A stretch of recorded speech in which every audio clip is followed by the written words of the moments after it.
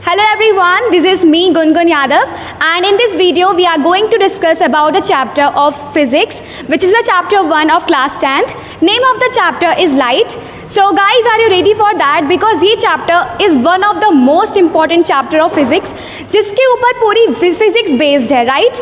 तो चलिए इस वीडियो को शुरू करते हैं। ये वीडियो एक्चुअल में काफ़ी पार्ट्स में डिवाइडेड होगी बिकॉज ये बहुत लेंथी चैप्टर है। तो इस चैप्टर में और इस वीडियो में हमारा पहला मोटिव ये होगा कि हम आपको बेसिक क्लियर कर दें कि लाइट क्या है, क्या करती है, क्या कैरेक्टरिस्टिक्स है लाइट की and all that. Okay, so let's start it. So first tell me कि जब आप 7th और 8th स्टैंडर्ड में थे तो आपको लाइट के बारे में क्या क्या पता था? आपके टीचर्स ने आपको लाइट के बारे में बताया होगा कि लाइट क्या है, एक रे है, एक ऐसी रे जो एक स्ट्रेट लाइन में जाती है, स्ट्रेट लाइन में ट्रैवल करती है, किसी भी ऑब्जेक्ट पे गिरती है, रिफ्लेक्ट होती है, बाउंस होती है and all this type of things. तो आपने समझ लिया कि लाइट बहुत सिंपल है, जो एक ज्योमेट्रिकल लॉ को फॉलो करती है which is angle of incidence always equal to angle of reflection. ये एक लॉ है जिसके बारे में हम आगे भी जानेंगे। तो चलिए, बहुत सिंप्लिसिटी है आपकी लाइफ में। एक लाइट है जो कि सिर्फ एक रे के फॉर्म में बिहेव करती है। तो ये खूबसूरत लाइफ है तब तक जब तक आप अपने 10th स्टैंडर्ड में हैं। जैसे आप 11th में जाएंगे, बहुत ही जल्द जाने वाले हैं, तो आपको कहा जाएगा कि light is a form of wave. तो आप कहोगे okay, I can live with it. मैं मान लेता हूँ कि लाइट एक वेव भी है, क्योंकि आपने पहले समझा था कि लाइट एक रे है। तो अब आपसे कहा गया है लाइट एक वेव है। वैसी ही वेव जैसे आप किसी काम पॉन्ड के अंदर एक पैबल डालते हैं तो जो रिपल्स बनते हैं और जो तरंगे बनती हैं, उसी तरह से लाइट भी बिहेव करती है। ओके, चलिए, and when you will go in your 12th standard तो आपसे कहा जाएगा कि light is a stream of particles.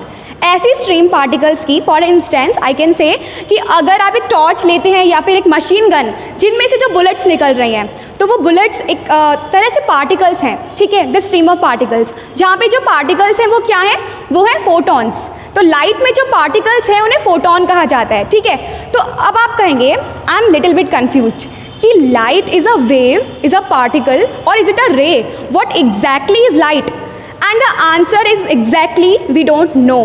Nobody knows the real answer that what light exactly is. तो हम कैसे कह सकते हैं कि ये वेव भी है, पार्टिकल भी है और ये इतने नाम दे दिए? तो हमें यही नहीं पता कि लाइट क्या है, तो किसी को नहीं पता इसका आंसर।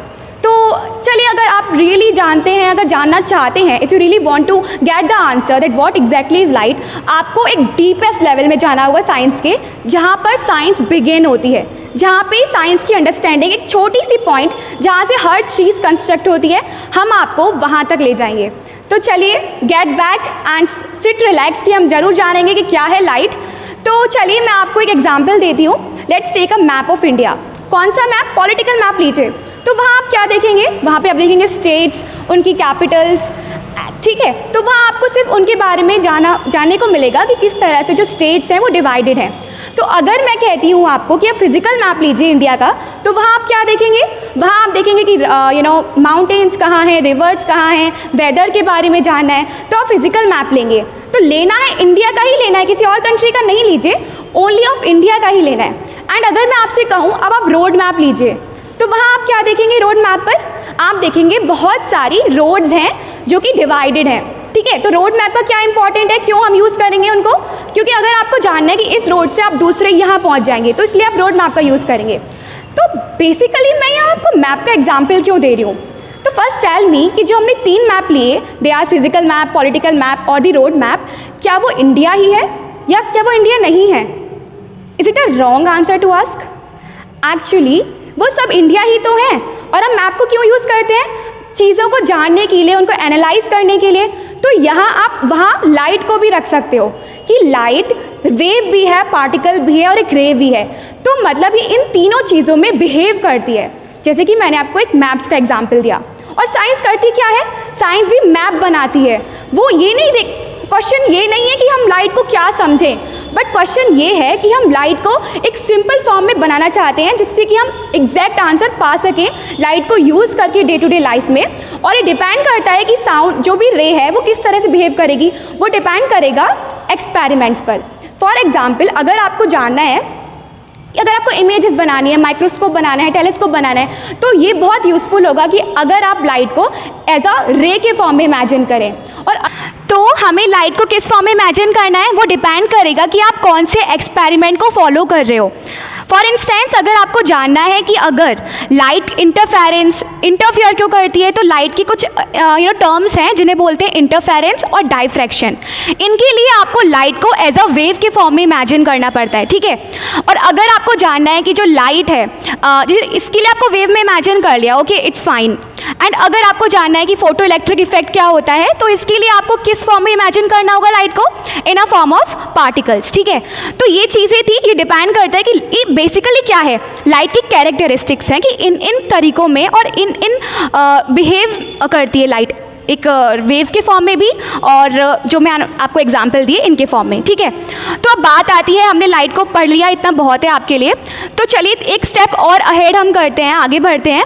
तो अब हम जानने वाले हैं कि लाइट क्या क्या करती है। सबसे इंपॉर्टेंट बात कि आपको कोई भी चीज़ इस दुनिया में कैसे दिखती है, कोई भी चीज़ आप देखते हो वो कैसे देखते हो आप। तो पहले एक ओल्ड मैन था जिसने एक थियोरेटिकली कहा था कि हमारी आइज़ में से लाइट निकलती है, किसी भी सीधे डायरेक्शन में जाती है, किसी भी ऑब्जेक्ट पर जाती है, फिर वो गिरती है उस पर, फिर वो रिफ्लेक्ट करती है, वही लाइट जो रिफ्लेक्टेड लाइट है वो आपकी आंखों में जाती है और आपको कोई भी चीज़ देखने को मिलती है।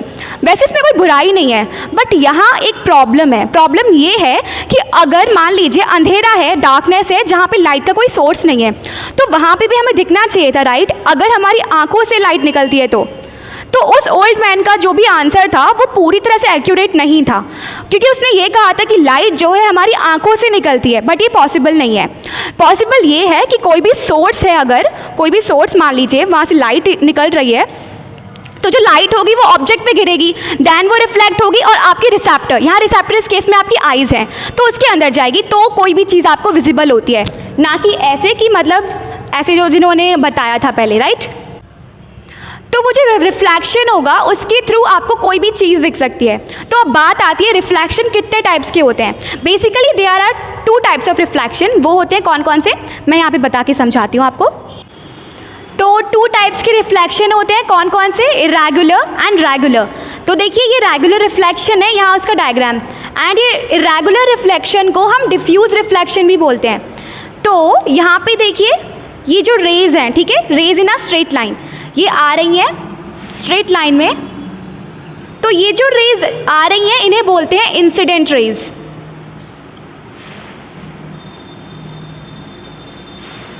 एंड उसके बाद जब वो किसी सरफेस पे गिरती हैं तो बाउंस हो जाती हैं, तो जो रेज बाउंस हो गई या रिफ्लेक्ट हो गई वो होती है रिफ्लेक्टेड रेज। यहाँ मैं एरो से डिनोट कर रही हूँ ऐसे। तो ये जो रेज हैं वो है रिफ्लेक्टेड,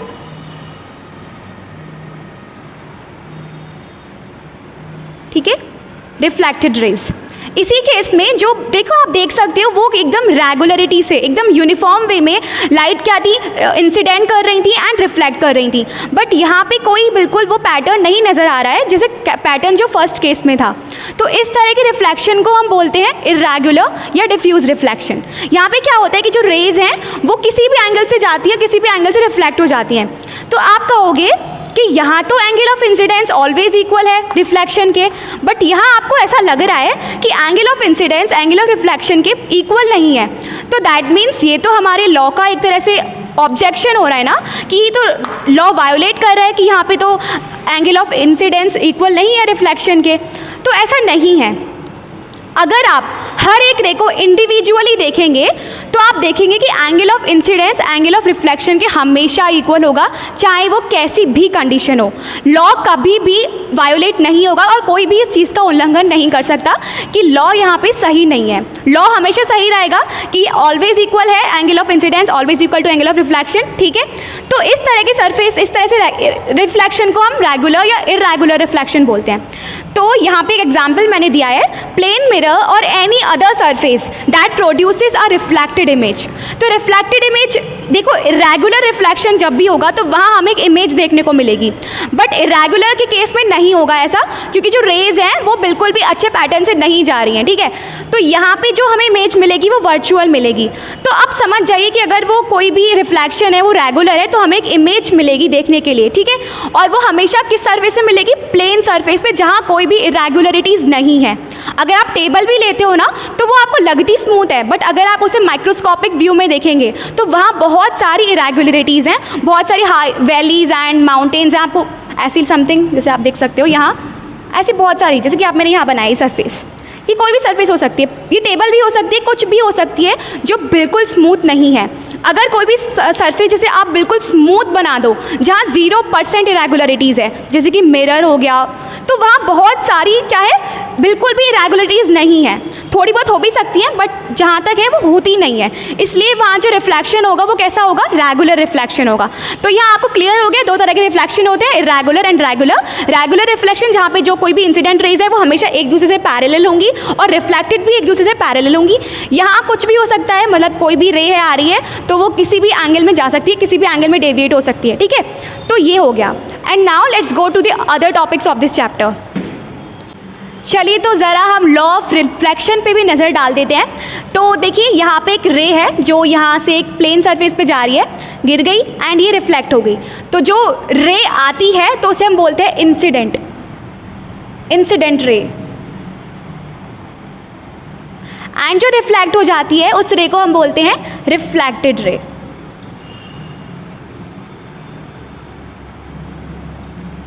तो आप लोग पहले से ही जानते हैं, एंड क्लास 8 में भी आपने समझ लिया होगा कि आपने ये एक लॉ था जो आपने सुना होगा, वो है angle of incidence always equal to angle of reflection, and ये नॉर्मल होती है और ये तीनों रे एक ही प्लेन पर आती हैं, they lie on the same plane. तो ये आपने समझ लिया था, आप समझ गए थे। But if I ask you the question कि ऐसा क्यों होता है, क्या आप मुझे बता सकते हो कि एंगल ऑफ इंसिडेंस हमेशा एंगल ऑफ रिफ्लेक्शन के इक्वल ही क्यों है? ऐसा क्यों है कि ये इक्वल होते हैं, अनइक्वल नहीं हो सकते क्या?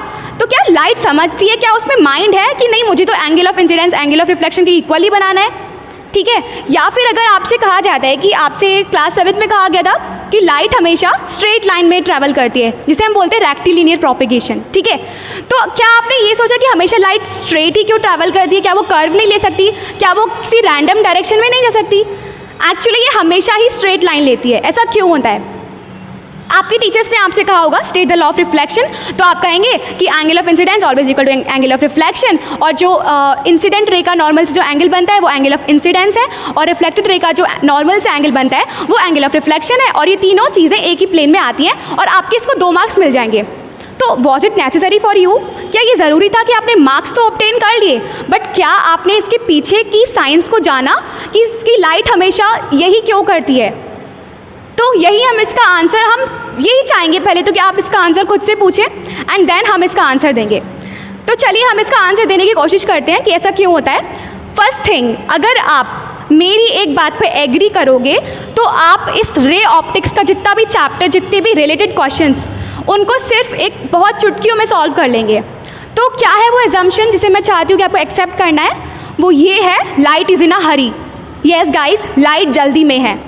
अगर आप इस एजम्पशन पर एग्री करते हैं देन क्लियरली एंड आप सभी चीज़ों को समझ जाएंगे that light is in a hurry. You should agree on this, तभी आप कुछ भी समझ सकते हैं इस चैप्टर से रिलेटेड, ठीक है? फर्स्ट थिंग, टेल मी कि किसी भी 2 पॉइंट के बीच में शॉर्टेस्ट पाथ कौन सा होता है? मान लीजिए अगर ये 2 पॉइंट है, ये पॉइंट ए है, पॉइंट बी, तो इन दोनों पॉइंट का शॉर्टेस्ट पाथ क्या होगा? एग्जैक्टली एक स्ट्रेट लाइन ही होगी ना। हम इसको या कर्व में या ऐसे करके तो नहीं ले सकते, स्ट्रेट लाइन ही एक शॉर्टेस्ट पाथ है, या फिर आप पूरा सर्कल में, लेकिन नहीं, वो पॉसिबल नहीं है। तो लाइट ये नहीं चाहती कि मतलब उसे स्ट्रेट लाइन लेना है, स्ट्रेट पाथ लेना है। एक्चुअली वो चाहती है, क्योंकि वो जल्दी में है, तो वो हमेशा क्विकेस्ट पाथ को फॉलो करती है। एंड मैं एक चीज़ आपको और क्लियर कर देना चाहती हूँ, मैंने शॉर्टेस्ट पाथ नहीं बोला, मैंने क्विकेस्ट पाथ बोला है। अब शॉर्टेस्ट और क्विकेस्ट में क्या फ़र्क है? देखिए, अगर आप सिटी में रहते हैं तो आप बहुत जल्दी बात को समझ सकते हो कि अगर मान लीजिए जैसे कि ये 2 पॉइंट थे, ठीक है, ये 2 पॉइंट थे, जैसे कि आपका घर है और ये आपकी डेस्टिनेशन है, आपको यहाँ इस पॉइंट पे पहुँचना है। तो 2 रास्ते हैं आपके पास, एक तो बिल्कुल रोड वाला रास्ता आप ले सकते हो जहाँ बहुत सारी वो बात की बात है, और एक रास्ता ऐसे ऐसे करके है, कुछ समथिंग इस तरह का रास्ता है कि आपको इस पाथ को फॉलो करके यहाँ पहुँचना है। तो क्या आप स्ट्रेट पाथ लोगे या फिर ये वाला पाथ? क्योंकि अगर आप जल्दी में हो तो आप स्ट्रेट पाथ लोगे, राइट, शॉर्टेस्ट पाथ लोगे। बट अगर यहाँ बहुत सारे ऑब्स्टिकल्स हैं, बहुत सारी ट्रैफिक है, तो तो क्या होता कि अगर आप ये लॉन्ग पाथ लेते तो भी आप जल्दी पहुंच जाते। तो लाइट हमेशा क्या करती है, वो शॉर्टेस्ट पाथ को नहीं लेती बल्कि वो क्विकेस्ट पाथ को लेती है, ऐसा पाथ जहाँ पे वो सबसे पहले पहुंच जाए। ठीक है, तो अगर मान लीजिए 2 पॉइंट लिए मैंने एक ही मीडियम के, एक ही मीडियम से मेरा क्या मतलब है, एक ही मीडियम में जो सेम मीडियम होगा वहाँ लाइट हमेशा सेम वेलोसिटी से ट्रैवल करेगी। ठीक है, तो एक मीडियम में उसकी स्पीड एकदम सेम ही रहेगी, डिपेंड करे अगर वो चेंज करती है तभी चेंज करेगी जब वो किसी और मीडियम में ट्रैवल कर रही है, एक मीडियम से दूसरे मीडियम में ट्रैवल कर रही है। तो इस केस में मीडियम सिर्फ एक ही है, तो इन दोनों पॉइंट के बीच जो सबसे क्विकेस्ट डिस्टेंस होगी वो एक स्ट्रेट लाइन होगी। ऐसा नहीं है कि लाइट चाहती है वो स्ट्रेट लाइन में जाए, इस केस में जो क्विकेस्ट पाथ है वो स्ट्रेट लाइन होता है, इसलिए लाइट हमेशा स्ट्रेट लाइन में ही ट्रैवल करती है। ओके, तो आपने ये समझ लिया है कि लाइट हमेशा शॉर्टेस्ट पाथ क्यों लेती है। तो अब बात करते हैं कि क्या हम इस एजम्पशन से, जो कि है लाइट इज़ इन अ हरी, क्या इस एजम्पशन से हम लॉ ऑफ रिफ्लेक्शन को प्रूव कर सकते हैं। क्योंकि मैंने आपको बताया था, हमने क्लेम किया था पहले, क्योंकि इसी एजम्पशन से इस चैप्टर में आने वाला हर एक टॉपिक क्लियर होने वाला है। तो अब बात करते हैं कि लॉ ऑफ रिफ्लेक्शन को हम कैसे प्रूव कर सकते हैं। चलिए मैं आपको बताती हूँ। ओके, तो let's start to prove the law of reflection. इसके लिए मैं आपको एक स्टोरी देती हूँ। ठीक है, समझिए ये एक सरफेस है। ओके, इट्स अ सरफेस, यहाँ पे एक पोल है, यहाँ पे एक पोल है और यहाँ पर भी एक और पोल, सेम हाइट के हैं दोनों।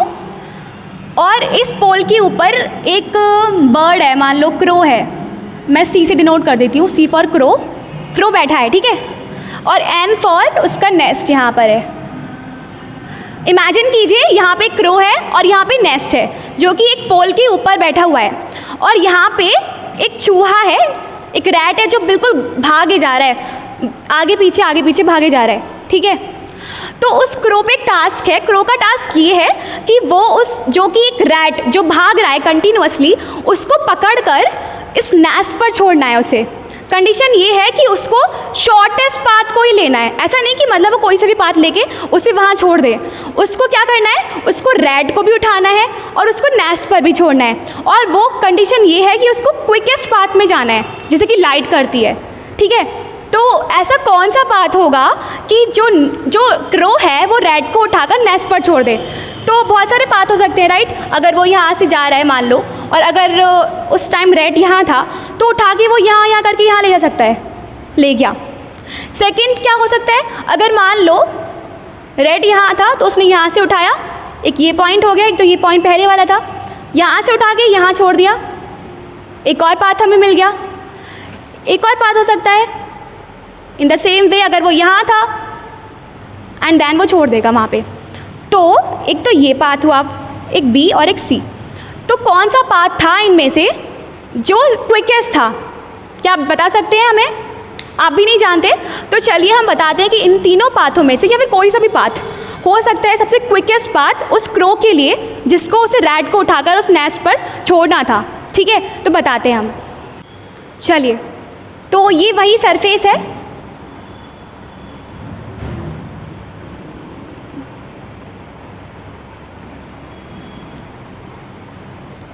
ओके, ये वही सरफेस है और ये वही पोल है। ठीक है, तो ये वाला है फर्स्ट पोल जहाँ पे क्रो बैठा था, एंड ये वाला सेकंड पोल। ओके, यहाँ मैं पॉइंट से बना देती हूँ। जो पॉइंट है यहाँ पे ऑब्जेक्ट है वो, यानी कि क्रो, ये भी ऑब्जेक्ट है नेस्ट। ठीक है, तो लॉ को प्रूफ करने के लिए मैं क्या करूँगी, इस पोल का रिफ्लेक्शन ड्रॉ करूँगी। यहाँ पे रिफ्लेक्शन बनेगा उसका, सपोज कीजिए मैं आपको बताऊँगी मैं रिफ्लेक्शन क्यों ड्रॉ कर रही हूँ। यहाँ बिल्कुल रिफ्लेक्शन बनेगा, और यहाँ जो ऑब्जेक्ट की होगी वो वर्चुअल इमेज होगी, आपको पता है वर्चुअल इमेज किसकी होगी, उस नेस्ट की, क्योंकि रिफ्लेक्शन है, राइट। ठीक है, अब बताइए मुझे कि ये जो 2 पॉइंट्स हैं, इन 2 पॉइंट्स की शॉर्टेस्ट डिस्टेंस कौन सी होगी। मैंने आपको बताया था शॉर्टेस्ट डिस्टेंस कौन सी होगी, जो एक स्ट्रेट लाइन होगी, यानी कि इस पॉइंट की और इस पॉइंट की शॉर्टेस्ट जो पाथ होगा वो एक स्ट्रेट लाइन होगी। ये क्लियर नहीं है बट आप समझ जाइए स्ट्रेट है, ठीक है, मैंने हाथों से बनाई है इसलिए। तो ये स्ट्रेट है, राइट। तो एक और बात आपको जाननी है कि ये अगर यहाँ से इंटरसेक्ट कर रही है तो आपको पता है अगर हम यहाँ पे ड्रॉ करेंगे इसकी एक और रे, ये इस पॉइंट पे मिलेगी, तो आप देखिए कि ये दोनों ट्राइंगल्स सेम हो जाएंगे, राइट। आपने कॉन्ग्रुएंसी प्रूफ करी होगी क्लास 9th में, आपके मैथ्स में आया होगा। तो यहाँ पे ये दो ट्राइंगल्स क्या है, कॉन्ग्रुएंट हैं, क्योंकि ये जो स्ट्रेट लाइन है वो इन दोनों का शॉर्टेस्ट पाथ है। और अगर ये दोनों ट्राइंगल्स कॉन्ग्रुएंट हैं तो ये जो साइड होगी वो इसकी इक्वल होगी, राइट। आपने एस कॉन्ग्रुएंसी क्राइटेरिया से ट्राइंगल्स प्रूफ किए होंगे। यहाँ तो बहुत सारे क्राइटेरियंस हैं, देखिए कौन कौन से। देखिए ये साइड इक्वल है, ये तो इसकी इक्वल है, ये कॉमन हो गया। रिफ्लेक्टेड साइड भी इक्वल है, रिफ्लेक्शन है क्योंकि, तो ये सारी साइड्स इक्वल है। ऐसे आप इसे प्रूफ कर सकते हो। बट अगर आप देखो कि ये जो ट्राइंगल है ये दोनों कॉन्ग्रुएंट हैं और ये ट्राइंगल इसके भी कॉन्ग्रुएंट है, तो क्या होगा, ये वाला एंगल इस एंगल के इक्वल हो जाएगा, ठीक है, ये वाला एंगल इसके इक्वल हो जाएगा। तो अगर मैं इस एंगल को x नाम दे देती हूँ, इसको y, ओके, और यहाँ बीच में से जाएगी हमारी normal.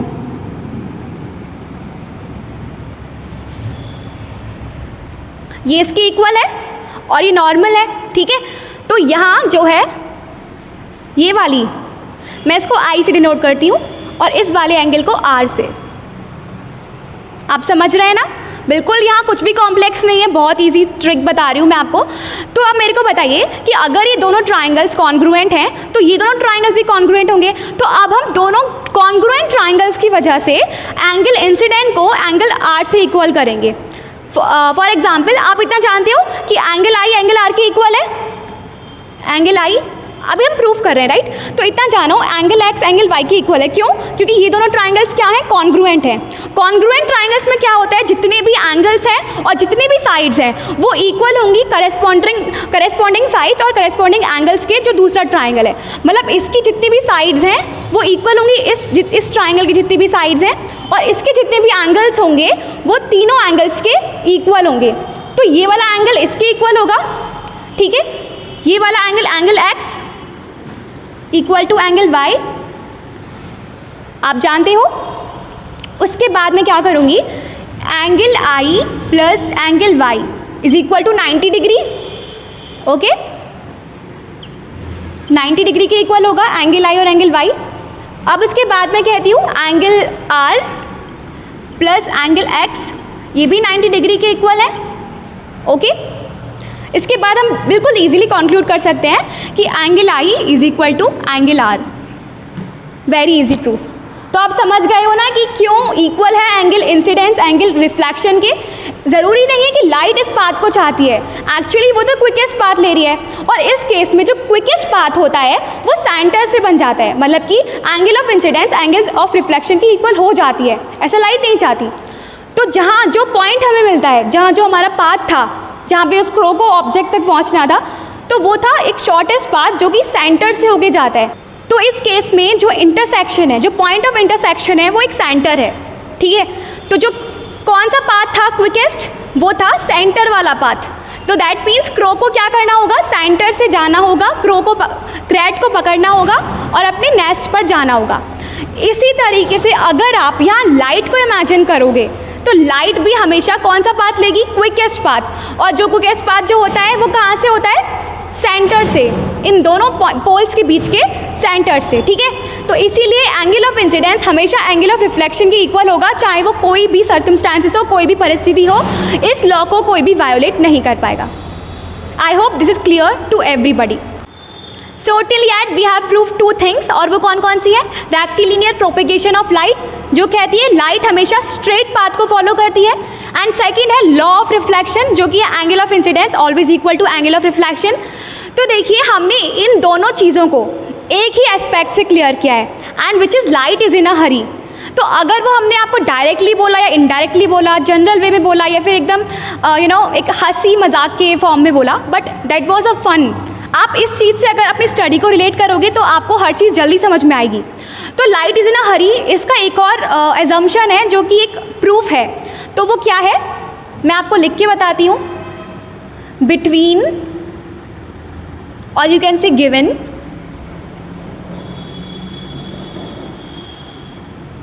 Given any 2 points, light will always take the quickest path between 2 points.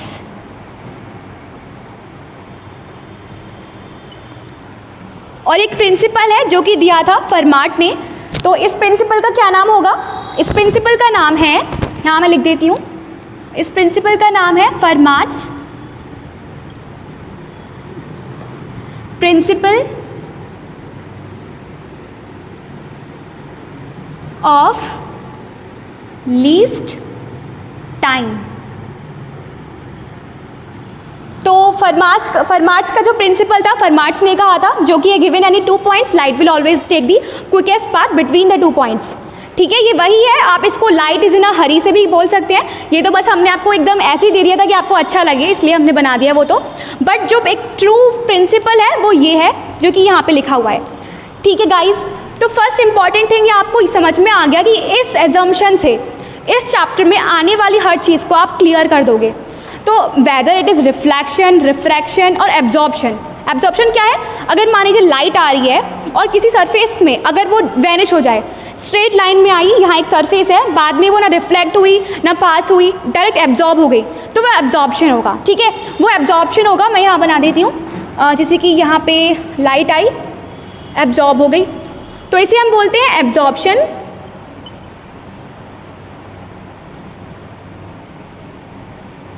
अब यहाँ कोई लाइट आती है, बाउंस हो जाती है, तो ये रिफ्लेक्शन है।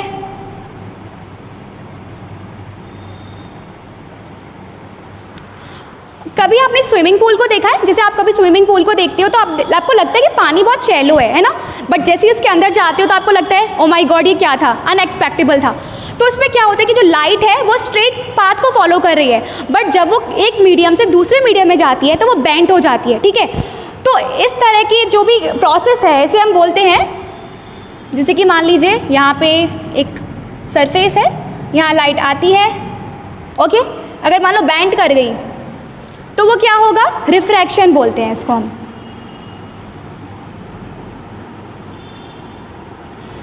रिफ्रैक्शन तभी होता है जब लाइट एक मीडियम से दूसरे मीडियम की ओर ट्रैवल करती है, तो वो अगर वो रेयरर टू डेंसर जाएगी या डेंसर टू रेयरर, वो बेंट हो जाती है। वो डिपेंड करेगा कि वो अगर रेयरर से डेंसर की ओर जा रही है तो वो जो नॉर्मल की ओर बेंट होगी, और अगर वो डेंसर टू रेयर जा रही है तो वो नॉर्मल से दूर बेंट करेगी। ये डिपेंड करता है कंडीशंस पे कि जो ऑब्जेक्ट है और जो मीडियम है वो कितना डेंस है। ठीक है, तो ये था आपका अब तक, ये 3 चीज़ें हैं, एब्जॉर्प्शन, रिफ्लेक्शन, रिफ्रैक्शन, जो इस चैप्टर में आने वाले हैं। एंड ट्रस्ट मी गाइस, ये जो फरमाट्स लॉ है और जो प्रिंसिपल है, इससे हम, या वो रिफ्रैक्शन है या रिफ्लेक्शन है, आने वाला हर एक टॉपिक इससे ही क्लियर होगा।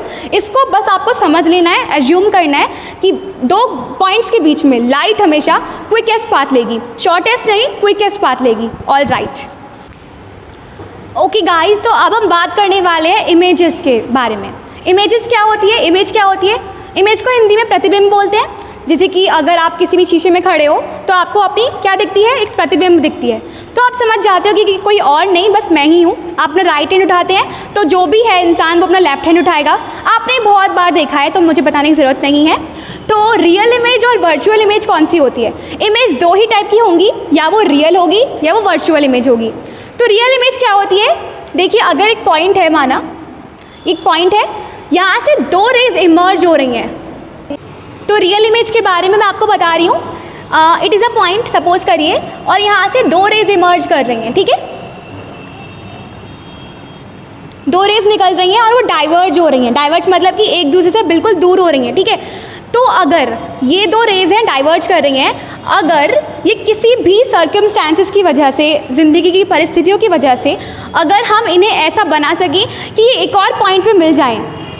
फॉर एग्ज़ाम्पल, यहाँ मान लीजिए मैंने कोई ऑब्जेक्ट या फिर कोई इंस्ट्रूमेंट या डिवाइस या मिरर या फिर कोई लेंस रखा और यहाँ मान लीजिए 2 रेज निकल रही थी, उसकी वजह से जो भी डिवाइस है, मिरर या लेंस व्हाटएवर इट इज़, अगर ये ऐसा करके इन दोनों रेज को दोबारा मिला सके या कन्वर्ज कर सके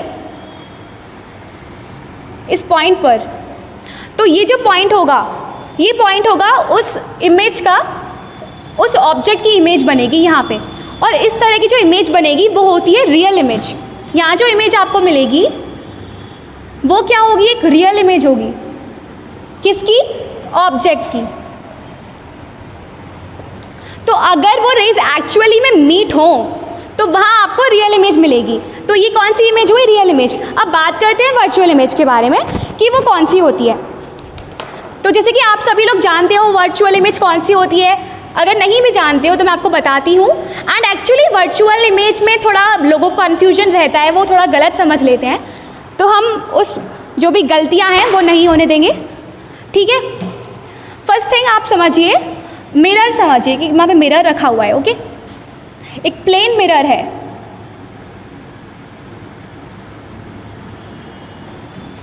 ये प्लेन मिरर है और यहाँ से एक रे आ रही है, इंसिडेंट करती है एंड देन ये रिफ्लेक्ट कर जाती है, ओके। और एक और रे कुछ इस तरह कर गई।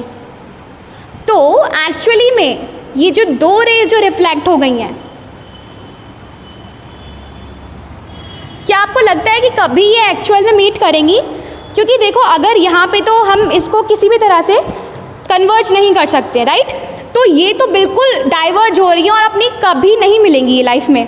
तो क्या होगा इस तरह, अगर हम अपने आँखें रखते हैं, मान लीजिए हम लोग आइज़ है ये हमारी, ये देख रही है इस चीज़ को, तो ये क्या समझेगी?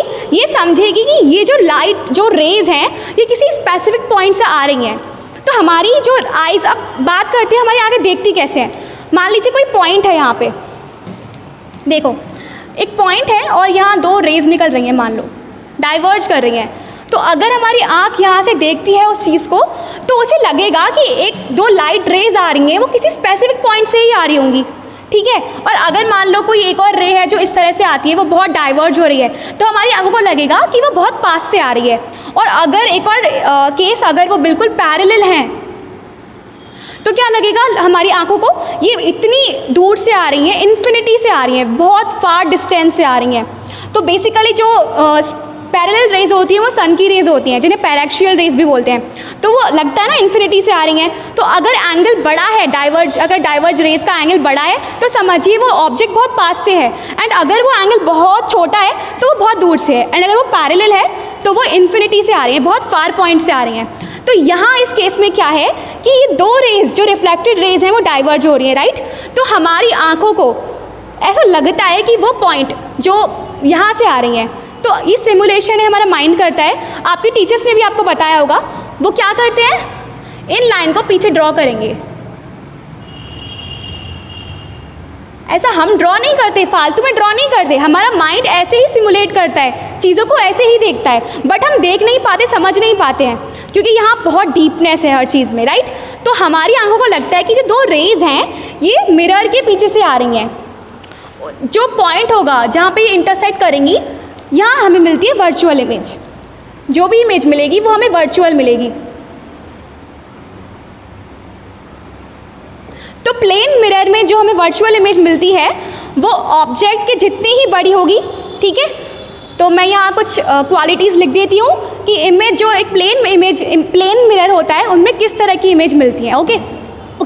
तो ये virtual image and real image, तो क्या डिफरेंस है वर्चुअल और रियल इमेज में? एक्चुअली डिफरेंस तो हमने आपको पहले ही बता दिया कि जो रेज हैं वो एक्चुअली मीट करें तो वो रियल इमेज होती है, एंड अगर वो एक्चुअली मीट नहीं करती हैं तो वो वर्चुअल इमेज होती है, ओके। एंड वर्चुअल इमेज का एक और example, they can't be captured on screen, हम उन्हें स्क्रीन पे कैप्चर नहीं कर सकते हैं। एंड रियल इमेज को हम कैप्चर कर सकते हैं। आपकी टेक्स्ट बुक में ऐसा कुछ लिखा है। तो जैसे कि आपने सिनेमा हॉल गए होंगे, थिएटर्स में गए होंगे, तो अब थिएटर्स में देखते होंगे ना कि जो प्रोजेक्शन कैमरा, जो प्रोजेक्शन लगा होता है पीछे प्रोजेक्टर, तो वो क्या करता है, एक वाइट स्क्रीन होती है, उस पर सब कुछ दिखाता है, राइट। तो वो जो इमेज होती है वो रियल होती है या वर्चुअल होती है? एग्जैक्टली वो रियल इमेज होती है। कोई भी इमेज अगर वो स्क्रीन पे कैप्चर की जा सके वो रियल इमेज होगी। तो कोई भी इमेज अगर एक प्लेन मिरर से बनती है, बेसिकली मिरर बहुत टाइप के होते हैं, concave, convex, plane mirror. Actually बहुत इंटरेस्टिंग है कॉनकेव, कॉन्वेक्स, जो हम आगे चल के डिस्कस करेंगे उनके बारे में। बट अभी हमने प्लेन मिरर के बारे में डिस्कस किया है। तो इसमें क्या है कि ऑब्जेक्ट जो बनती है और या फिर इमेज वो हमेशा इक्वी डिस्टेंट होगी मिरर से। जहाँ मिरर रखा है और अगर आप खड़े हैं तो आपकी इमेज मिरर के अंदर उतनी ही डिस्टेंस पे बनेगी जितना कि आपकी डिस्टेंस है मिरर से। ओके, एंड उसका साइज़ भी उतना ही होगा, इक्वल साइज़ होगा, इक्वी डिस्टेंट होगा। And one more interesting fact कि वर्चुअल इमेज में जो इमेज होगी वो इरेक्ट होगी। इरेक्ट मतलब कि सीधी होगी, ठीक है। And forms of virtual image, तो ये वर्चुअल इमेज कौन बनाता है? एक प्लेन मिरर। ओके, इतना आप समझ गए हैं, क्लियर होगा। एंड इसके बाद हम बहुत इंपॉर्टेंट टॉपिक डिस्कवर करेंगे जो कि बहुत सारे हैं, कि मिरर के बारे में, कितने टाइप्स के मिरर होते हैं एंड वहाँ पे किस तरह की इमेजेस बनती हैं, उनकी प्रॉपर्टीज़, ठीक है, उनके कुछ हम रूल्स पढ़ेंगे कि हमें कब, कैसे, किस तरह की इमेज मिलेगी। तो प्लेन मिरर तो बहुत सिंपल है, हम बचपन से खेलते आए हैं, राइट। तो हमने प्लेन मिरर के बारे में पढ़ लिया। आगे चल के हम देखेंगे कि कुछ इस तरह के मिरर होते हैं कि यहाँ पॉलिश कर दो, ये मान लीजिए हमने कोई मेटेलिक सरफेस लिया, अंदर से पॉलिश कर दिया, बाहर से मर्क्यूरी की कोटिंग कर दी, या फिर इस तरह से कर दिया हमने, या फिर कुछ ऐसा मिरर, कुछ ऐसा।